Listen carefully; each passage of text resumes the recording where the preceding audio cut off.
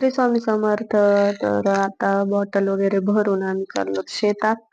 तर खूप मस्त वातावरण होतं. पाऊस म्हणजे भुरभुर चालूच होती.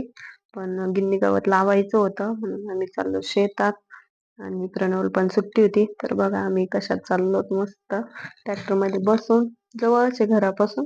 तरी पण मग ट्रॅक्टरमध्ये ते गिन्नी गवत नाही करत म्हणून ट्रॅक्टर घेऊन गेलो. तर अशा पद्धतीने आता लावायचं काम चाललंय. आणि पाऊस काय म्हणावा असं येईना. तर भुरभुर चालूच आहे.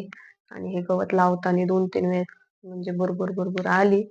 असं एकदम रप काय पाऊस नाहीये. आणि इथं गिन्नी गवत लावलं. लावायचं काही पूर्ण झालं नाही पावसामुळं. कारण घरी पण जायचं होतं जनावरांच्या कामासाठी. 4-5 रांगी राहिल्या आता. बघू आता त्या विद्या लावायला.